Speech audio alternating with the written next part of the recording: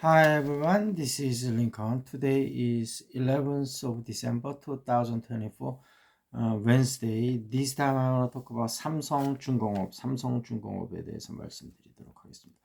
어제 조금 회복이 돼서 1410원인데 9,950원에서 만원 좀 움직이다가 다시 9,400원까지 떨어졌다가 3개월치 주가 흐름을 보면요.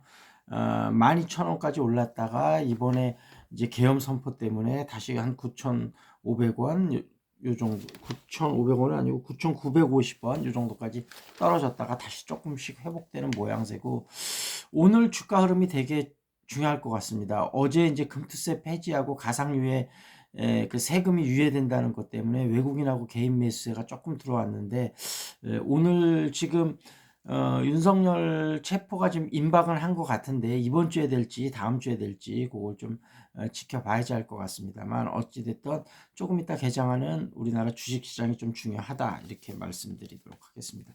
삼성중공업은 뭐 워낙 지금 실적은 좋으니까요. 이런 외부적인 큰 악재만 없다면 주가는 좀 상승세를 탈 것으로 생각이 되고, 12월 달 그 조선업 브랜드 평판이 나왔는데요. 1위가 HD 현대중공업, 2위가 HD 한국조선해양, 3위가 하나오션, 4위가 삼성중공업, 5위가 HD 현대미포조선 이렇고요. 조금 작은 기업으로 내려가 보면 8위가 한국카본, 9위가 세진중공업, 10위가 STX엔진, 11위가 KSP, 10위가 오리엔탈 전공. 그래서 조선업 쪽이 워낙 실적이 좋아서 앞으로 좀 상승세를 이끌 것으로 예상이 되니까, 지금 워낙 시장이 불안하니까 일단은 조선업 쪽에서 한번 좀 괜찮은 회사들이 어떤 회사들이 있는지 조금 더 살펴보도록 하겠습니다. 그리고 시사 이슈로 넘어와서요. 지금 또 많이 얘기 나오는 얘기가 그 계엄 다음 날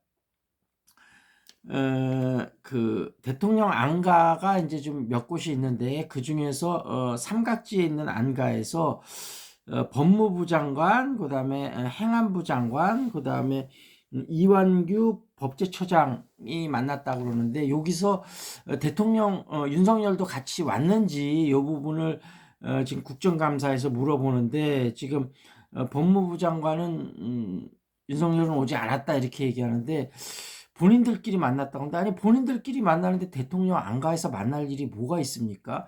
그리고 수육이 들어갔으니까 이제 술을 좀 먹은 것 같고요.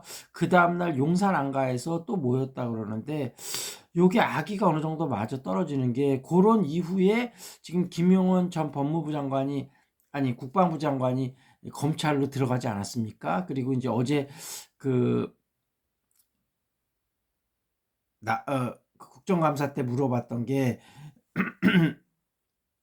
지금 검찰이 모든 것을 김용현이 주도를 한 걸로 그렇게 몰고 가면서 질문을 하지 않았냐 그랬더니, 거기서 이제 조사를 나갔던 사람들이 그랬었다 이렇게 이야기를 나오니까, 검찰이 이제 그런 쪽으로 방향을 잡고 법무부 장관하고 뭐 용산하고 어느 정도 얘기가 되면서 그런 기류가 좀 전달이 된 것으로 생각이 되는데, 다만 지금 그런 사실들이 알려지면서 검찰이 그런 식으로 사건을 마무리 짓기는 좀 부담스러워졌다 이런 이야기가 나오고 있고, 지금 이제 경찰의 국수본이 어제 경찰청장하고 서울경찰청장을 그 조사를 실시했습니다.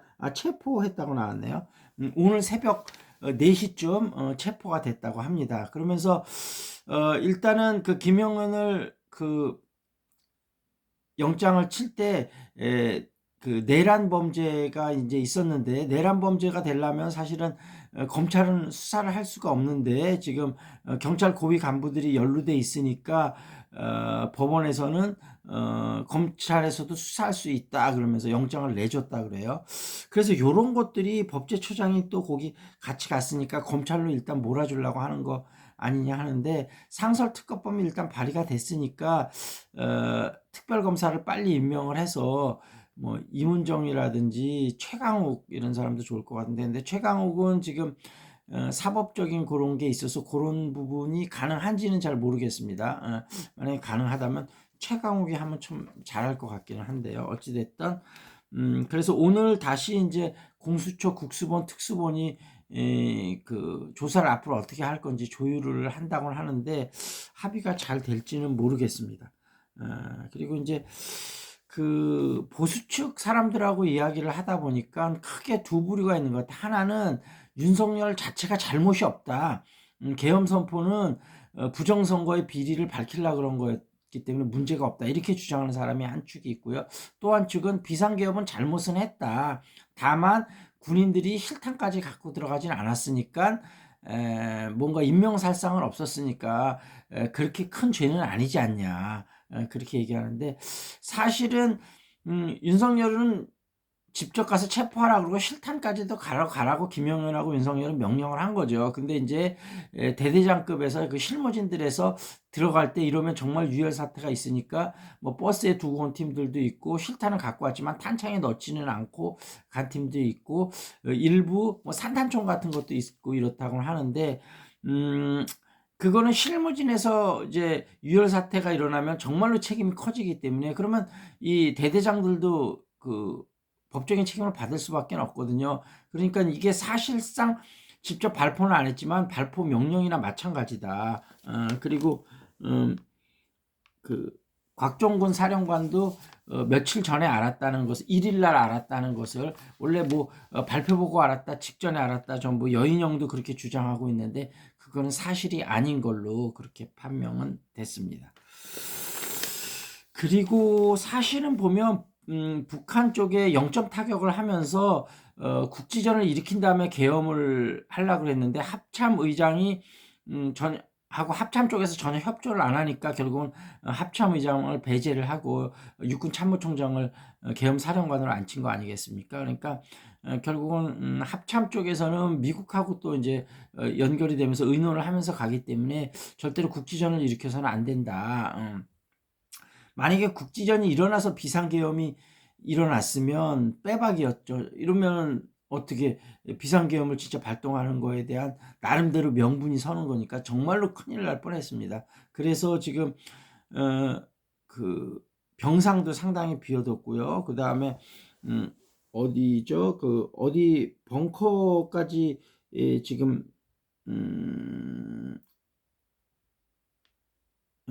하여튼 과천인지 어디 뭐 지하 벙커까지 해서 거기다가 가두려는 그런 작전까지 좀 세워놨다고 하는데 정말로 큰일 날 뻔했었다. 그리고 원래 이제 계속 국지전을 일으킨 다음에 하려고 그랬었는데 명태균 사건이 워낙 좀 커지고 있고 김건희 특검법 통과 그다음에 한동훈이 또 면담을 거절했었다 그래요. 뭔가 타결책을 마련을 하려고 그랬는데 근데 어떻게 보면 그건 당연한 게 한동훈이 만나달라고 그렇게 요청할 때는 거절하다가 본인들이 그럼 요청하면 바로 수락을 해야 되나요? 하여튼 이런 여러 가지가 있으면서 국지전이 안 일어났는데 비상계엄을 좀 급하게 했었던 부분이 패착이었었다. 거기다가 본인들 의지대로 군인들이 따르지 않았고 시민의 반발이 거셌던 것도 그랬고 날씨까지도 또 그랬고요.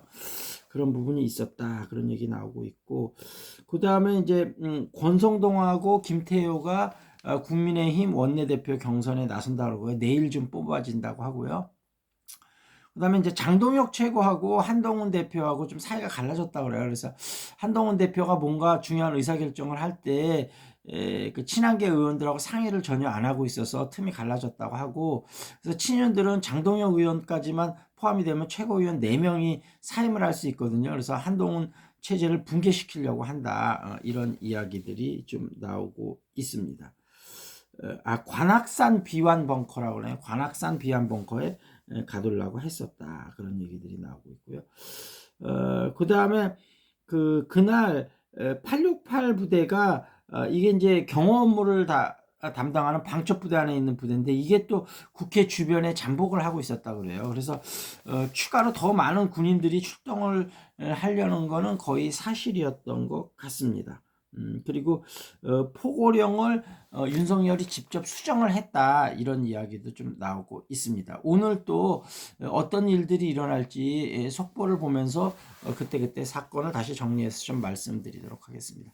궁금한 종목 유튜브에 댓글 달아주시고요. 탁구 재테크 영어회화 관심 있으신 분은 연락 주시기 바라겠습니다. That's it. This is Lincoln. See you next time.